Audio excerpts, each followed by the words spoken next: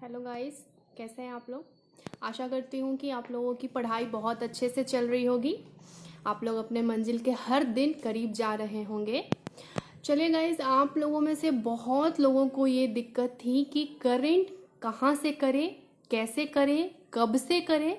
तो आपके सारे क्वेश्चंस का मैं सॉल्यूशन लेकर के आ गई हूँ। इस वीडियो में सिर्फ और सिर्फ हम करंट के ऊपर ही डिस्कशन करेंगे कि करंट जो भी आप लोग पीटी का एग्ज़ाम देने वाले हैं बिहार दरोगा के लिए, तो मैं नहीं चाहती हूँ कि मेरा ऐसा कोई भी पॉइंट छूट जाए, क्योंकि मैंने पिछले वीडियो में जो मैंने पीटी का बुक लिस्ट बनाया था उसमें तो मैंने सारी जानकारियां आप लोगों को दे दी थी कि कौन कौन सा बुक आप लोगों को प्रेफर करना चाहिए। बट मुझे लगता है कि आप लोगों को करंट को लेकर के बहुत ज़्यादा कन्फ्यूज़न है कि कहाँ से करें, कैसे करें। तो मुझे लगता है कि ये सारा डाउट्स आप लोगों का क्लियर पहले कर देना चाहिए, ताकि आप लोग करंट की तैयारी में लग जाएं बहुत अच्छे से। क्योंकि करंट देखिए ऐसी चीज़ है जो वन डे में या वन नाइट में आप कवर नहीं कर सकते हैं। इसको रेगुलर बेसिस पे आपको करना ही पड़ेगा, तभी आपका ये मतलब बोलते हैं ना कि बाय हार्ट हो जाना, ठीक है, एकदम याद हो जाना, आप उसको भूले नहीं, आपके टिप्स पे रहे। तो उसके लिए तो आपको इसके पे ज़्यादा मेहनत करना पड़ेगा और मंथली करना पड़ेगा। ऐसे नहीं है कि आप वन डे में इसको कर सकते हैं। तो देखिए, मैं तो अपना करंट अफेयर करती थी, वो मैं प्रतियोगिता दर्पण से करती थी। अगर आपने मेरा पीटी एग्ज़ाम के लिए जो वीडियो है वो देखा होगा तो आपको पता होगा कि मैंने एक सजेस्ट किया था कि प्रतियोगिता दर्पण से आप कर सकते हैं।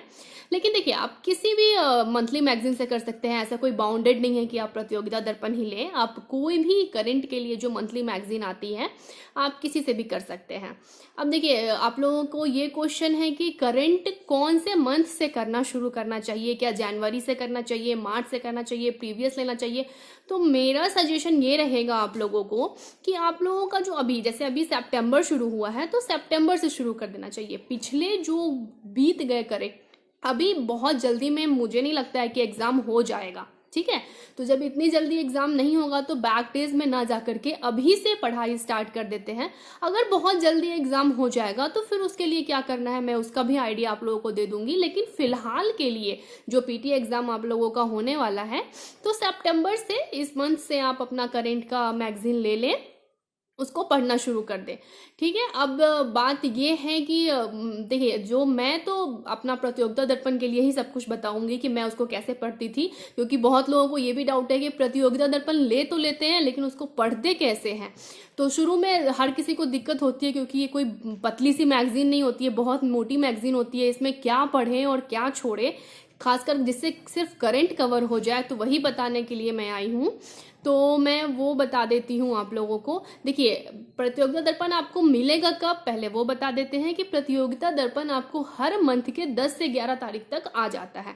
जैसे अभी सितंबर चल रहा है, आज 5 सितंबर है, तो आपको 10-11 सितंबर तक आपको प्रतियोगिता दर्पण मिल जाएगा, आप उसे ले लें। अब उसको पढ़े कैसे वो मैं बता देती हूँ। मेरे पास एक पुरानी प्रतियोगिता दर्पण है, आई होप आप लोगों को दिख रही होगी। मैंने जब मैं पढ़ती थी उस टाइम का है ये, बहुत खोजने के बाद मैं इसको निकाल के लाई हूँ आप लोगों के लिए। तो इसको पढ़ना कैसे है वो मैं बता देती हूँ। देखिए फ्रेंड्स, इसको जब आप खोलेंगे तो ये आपका स्टार्टिंग में ही पूरा इंडेक्स मिल जाता है। ये देखिए, इसमें आपका पूरा इंडेक्स होता है कि इस मैगजीन के अंदर क्या क्या है। लेकिन विश्वास कीजिए, आपको इतनी मोटी मैगजीन नहीं पढ़नी है करंट कवर करने के लिए, क्योंकि इसका इंडेक्स बहुत लंबा चौड़ा है, बहुत ज़्यादा है। तो पहले ही देख के डरना नहीं है कि इतना ज़्यादा पढ़ना है।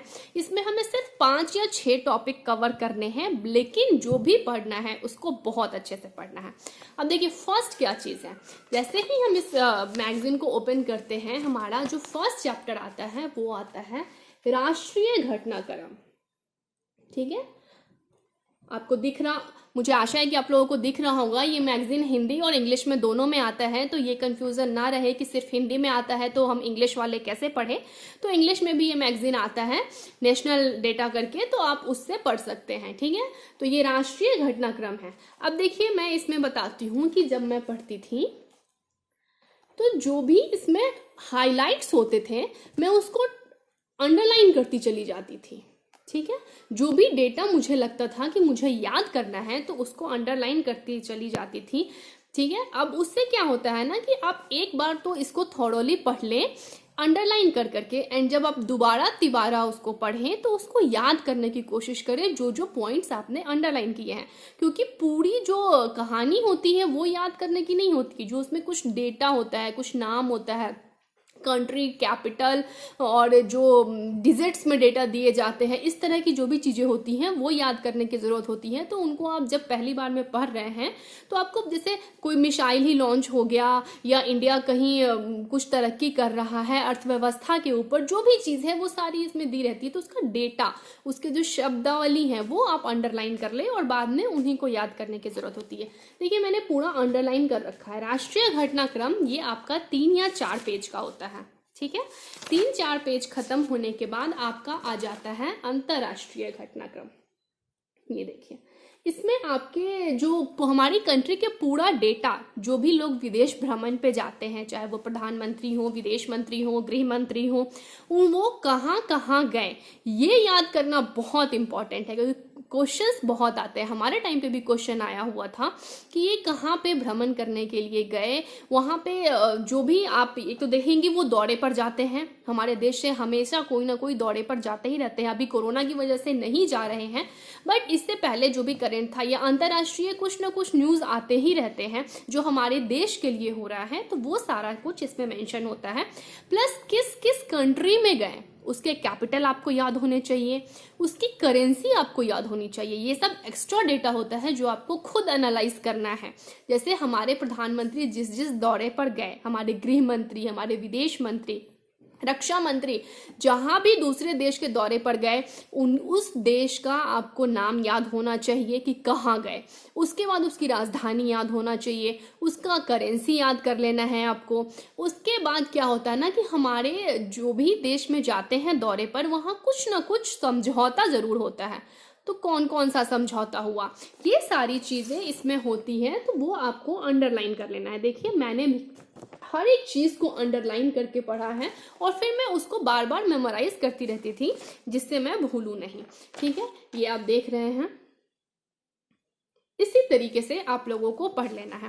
अब जब अंतर्राष्ट्रीय हमारा खत्म हो जाता है तो हमारा आता है राज्य समाचार, ठीक है। राज्य समाचार हमें करंट के लिए नहीं पढ़ना है। हाँ, अगर इसमें आपको कहीं पे बिहार से रिलेटेड कुछ मिल जाता है तो उसको आप एक नज़र ज़रूर देख लें, बाकी दूसरे राज्य का राज्य समाचार आपको पढ़ने की ज़रूरत नहीं है। उसके बाद हम सीधे आ जाते हैं नेशनल और इंटरनेशनल, राष्ट्रीय और अंतर्राष्ट्रीय करने के बाद आप देखेंगे कि आर्थिक वाणिज्यिक परिदृश्य ये आता है, आपको दिख रहा होगा आर्थिक वाणिज्यिक परिदृश्य। इसमें जो इकोनॉमिक इवेंट्स जो हमारे कंट्री में हो रहे हैं, चाहे वो नेशनली हो रहे हैं या इंटरनेशनली हो रहे हैं, हमारा देश कहाँ कहाँ से अपने आप को फाइनेंस करवा रहा है, वर्ल्ड बैंक है, IMF है, या जितनी भी अलग संस्थाएं हैं, यूनाइटेड नेशंस है, वो किस तरीके से हमारे देश को हेल्प कर रही हैं, या अपने देश में ही कौन कौन सी, जैसे RBI ही कोई मौद्रिक नीति ला रहा है, या जो योजनाएं चल रही हैं प्रधानमंत्री की या कुछ भी, तो वो सारी सूचनाएं इसमें दी होती हैं और आपको इसको भी अच्छे से अंडरलाइन करके पढ़ना है, देखने है। मैंने हर एक चीज़ को अंडरलाइन किया है, चाहे वो कोई डेटा हो या कुछ भी हो, तो आपको ये अच्छे से कर लेना है। एक ने आपने क्या कर लिया, राष्ट्रीय कर लिया, अंतर्राष्ट्रीय कर लिया, एंड देन आपका आर्थिक वाणिज्यिक परिदृश्य, ये आपको जरूर करना है। इकोनॉमिक में भी ये आपको काम आता है, जो इकोनॉमिक के क्वेश्चंस होते हैं, और प्लस ये आपका करंट भी कवर कर लेता है। अब देखिए, अब जब वो सारी चीजें हो गई तो आपको क्या करना है, उसके बाद जस्ट बाद आता है नवीनतम सामान्य ज्ञान, ठीक है। इसमें क्या होते हैं, जो भी हमारे कंट्री के मिसलेनियस चीजें घटना होती हैं हमारे देश में, वो आपको अच्छे से कर लेना है। ये भी आपके करंट के ही क्वेश्चन है, मंथली बेसिस पे आते हैं, हर मैगजीन में ये आपको मिलेंगे। ये जो टॉपिक्स है, 4-5 टॉपिक मैं आपको बता रही हूँ, हर मंथ के हर मैगजीन में ये होते हैं और ये आपको करने ही करने हैं। अब जैसे देश में किन की नियुक्तियां हुई, ये देखिए नियुक्तियां, ये सारा लिस्ट आपको मिल जाएगा, ठीक है। उसके बाद पुरस्कार और सम्मान किसको किसको मिला, जैसे आईफा अवार्ड्स हो गया, या जो भी ऑस्कर अवार्ड्स होते हैं, या जितने भी तरह के अवार्ड्स होते हैं, कोई खेल पुरस्कार होता है, ध्यानचंद पुरस्कार होता है, जो कुछ भी होता है वो सारा इसमें मिसलेनियस टाइप में दे दिया जाता है, तो वो आपको कर लेना है।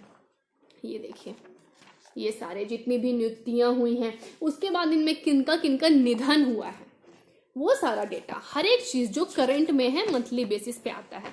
ये 4 चीज आपने कर लिया। उसके बाद जो आपका लास्ट टॉपिक होता है वो होता है स्पोर्ट्स का। स्पोर्ट्स का टॉपिक आपको जरूर करना है। स्पोर्ट्स के टॉपिक में जो आपका इंडियन प्लेयर्स का है वो खासकर आप कर लें, उसको तो छोड़े ही नहीं, चाहे वो क्रिकेट से हो, हॉकी से हो, बैडमिंटन से हो, वो किसी भी क्राइटेरिया से हो, आपको स्पोर्ट्स टॉपिक जरूर कर लेना है। एंड देन आप जो इंटरनेशनल प्लेयर हैं, ठीक है, जैसे कुछ कुछ होते रहता है इंटरनेशनली, जो खासकर जो ज़्यादा लोकप्रिय खेल है जैसे कि लॉन टेनिस हो गया, बैडमिंटन हो गया, तो उनके प्लेयर्स जो टॉप रैंकर हैं उनको एक बार आप जरूर देख लें। जैसे कि देखिए जिस टाइम का ये है उस टाइम पे ओलंपिक हुआ था, तो ओलंपिक का आपको सारा कुछ देख लेना था। ठीक है फ्रेंड्स, तो ये सारा कुछ आपका अच्छे से हो जाएगा।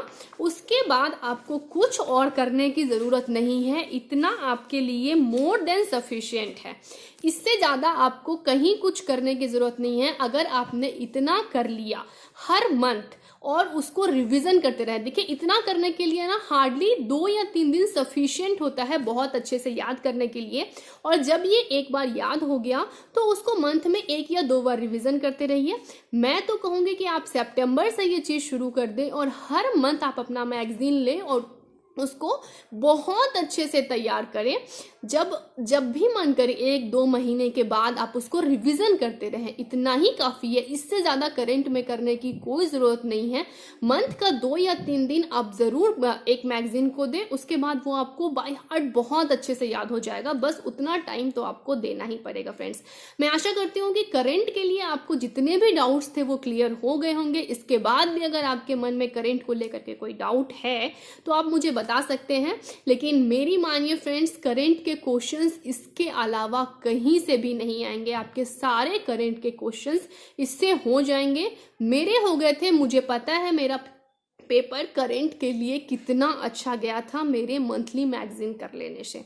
तो चलिए फ्रेंड्स, आज के लिए इतना ही। आगे मैं कोशिश करूंगी कि जो भी आपके डाउट्स है इसी तरीके से क्लियर करती रहूं ताकि आपको सहायता मिलती रहे और आप अपनी पढ़ाई अच्छे से करके अपने गोल को अचीव करते रहे। मेरी शुभकामनाएं आप लोगों के साथ हैं। All the best friends.